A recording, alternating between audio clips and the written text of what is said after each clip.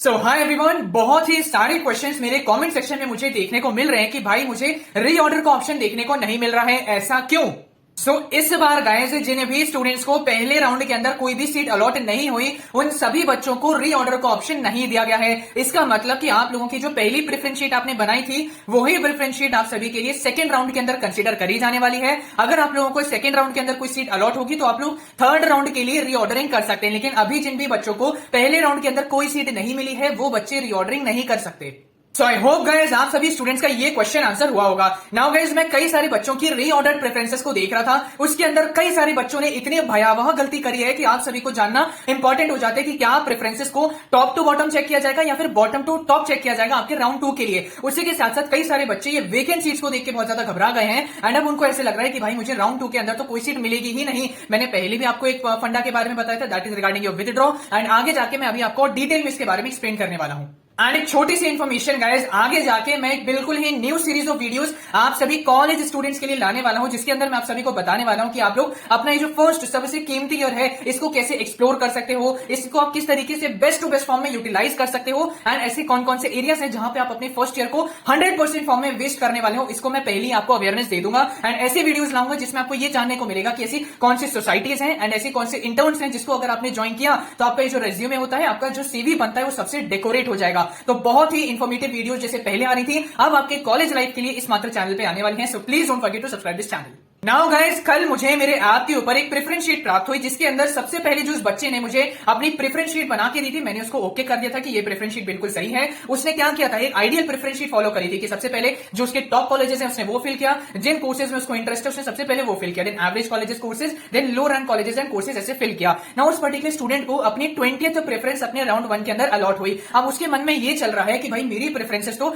Bottom से top में consider होगी। इस पर्टिकुलर सिचुएशन में उस बच्चे ने क्या किया कि उसको लगता है कि मेरी 20th प्रेफरेंस अगर मुझे अलॉट हुई है तो सीएसएस 19th प्रेफरेंस को चेक करेगा, 19 से ऊपर ऊपर जाएगा। अब इस सिचुएशन में उसने क्या किया कि जो उसने हिंदू कॉलेज को टॉप पे फिल किया था, अब उसने उसको 19th पे कर दिया, और जो 19th को बॉटम पे रखा था अब वो उसको फर्स्ट पे ले आया। नाउ ये गलतफहमी गाइस आप सभी के मन में बिल्कुल नहीं रहनी चाहिए कि आपकी preferences bottom to top check होगी, ऐसा बिल्कुल नहीं होता है। आप सभी के प्रेफरेंसेस को टॉप टू बॉटम ही चेक किया जाएगा कि आपको ये कॉलेज मिल सकता है, नहीं मिल सकता, ये मिल सकता है, नहीं मिल सकता, ये मिल सकता है, नहीं मिल सकता। देन आप सभी की 19th प्रेफरेंस में वैकेंसी चेक करी जाएगी, आपके मेरिट को चेक किया जाएगा, तब आपको वो कॉलेज अलॉट होगा। तो ये चीज बिल्कुल मत करिएगा कि आप लोग इस तरीके से हेर फेर कर दें जस्ट ऑन द बेसिस कि आपको बॉटम टू टॉप लगता है कि CSS bottom to top consider करेगा। बिल्कुल नहीं, टॉप टू बॉटम आपकी प्रेफरेंसेस कंसीडर करी जाएंगी। नाउ गाइस, एक गलत वे ऑफ रीऑर्डरिंग प्रेफरेंसेस इस समय पे मार्केट में चल रही है। ये क्या है मैं आप सभी को थोड़ा सा बता देता हूं, एंड पॉसिबली आप लोग भी इसी तरीके से अपनी रीऑर्डरिंग भी कर रहे होंगे। जैसे ही कल वेकेंट लिस्ट रिलीज हुई, उसके बाद बच्चों ने ये चेक किया कि भाई मुझे जो प्रेफरेंस अलॉट हुई है उसके ऊपर मेरे जितने भी कॉलेज एंड कोर्स की कॉम्बिनेशन है, उसमें जितने भी सीट्स वेकेंट है मैं उसको नोट डाउन कर लेता हूं। अब जैसे कि एक पर्टिकुलर कॉलेज एंड कोर्स में सीट वेकेंट है तो मैं उसको टॉप पे फिल कर देता हूं,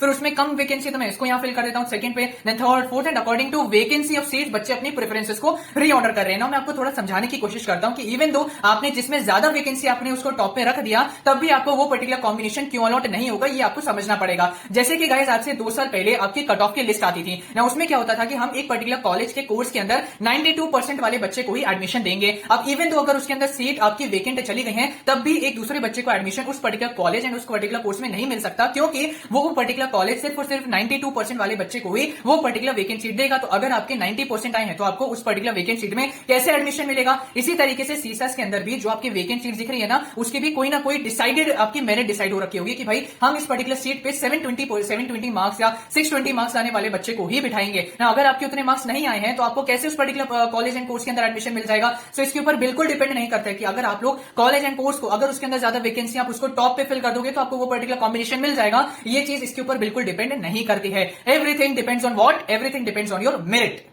नाउ गाइस, कई सारे बच्चे ये वेकेंट सीट्स का डेटा देख के एकदम से घबरा गए, एंड ऐसे कई सारे स्टूडेंट्स हैं जिन्होंने अपग्रेड पे क्लिक कर दिया था, अप्लाई फॉर अपग्रेड लिख के भी आ गया, लेकिन तब भी घबराहट के मारे उन बच्चों ने फ्रीज पे क्लिक कर दिया कि कहीं ऐसा ना हो कि मैं अगर अपग्रेड पे क्लिक करूं मेरा अपग्रेडेशन ना हो तो जो मुझे ऑलरेडी सीट अलॉटेड है वो मेरी चली जाए। तो मैंने आप सभी को ऑलरेडी ये ऑथेंटिक डॉक्यूमेंट दैट इज जो सीएसएस बुलेटिन के हिसाब से बताया था कि आपके उसके चैप्टर 11 के अंदर ये मेंशन है कि अगर आप लोगों को कोई सीट नहीं मिलती है अपग्रेडेशन में तो आपकी जो पुरानी सीट है वो आपके साथ रिटेन्ड हो जाती है। तो जिन भी बच्चों ने अपग्रेड पे क्लिक किया इतना घबराने की जरूरत नहीं है। सो गाइस आप सभी को ये जो वेकेंट सीट्स का डेटा देखने को मिल रहा है 0,0,0,0,0 सेम चीज हमें पिछले साल भी देखने को मिली थी, but in that situation also कई बच्चों का सेकंड राउंड में उन्हें सीट भी अलॉकेट हुई एंड थर्ड राउंड तक कई बच्चों के आगे जाके अपग्रेडेशन भी हुए थे।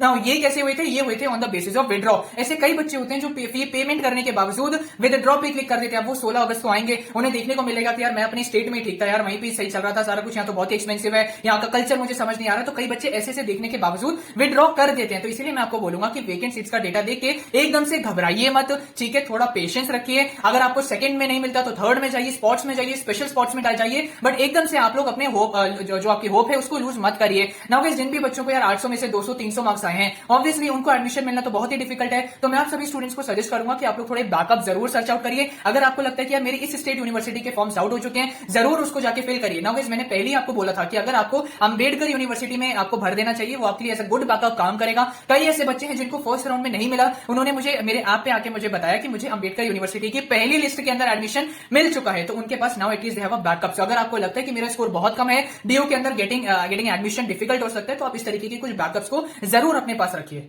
तो आई होप गाइस आप सभी के सभी क्वेश्चंस को मैंने डिटेल में आंसर कर दिया होगा। सबसे पहला उन बच्चों को रीऑर्डरिंग का ऑप्शन देखने को नहीं मिल रहा जिन बच्चों को पहले राउंड के अंदर सीट अलॉट नहीं हुई थी। सेकेंडली गाइस आप सभी के preferences top to bottom check होगी, ना कि bottom to top. Thirdly guys आप सभी वेकेंट सीट्स का डेटा देख के एकदम से घबराइए मत। यस गाइस ये जरूर बात है कि आपके ज्यादातर कॉलेजेस के अंदर ज्यादातर कैटेगरीज में आपको 0-0 वैकेंसी देखने को मिलेगी, बट वो डेटा रिफ्लेक्ट नहीं होगा कि ऐसे कौन से बच्चे हैं जिन्होंने विड्रॉ पे क्लिक कर दिया। सो इतना ज्यादा इसको देख के घबराइए मत। आप लोग जरूर अपग्रेडेशन में चाहिए, उसी के साथ साथ जिन बच्चों को सीट अलॉट नहीं हुई है सेकंड में जाइए, थर्ड स्पॉट स्पेशल स्पॉट्स तक फाइट करते रहिए। एकदम से अपनी होप्स को लूज मत करिए। सो मिलते हैं अपनी अगली वीडियो में, तब तक के लिए ऑल द वेरी बेस्ट।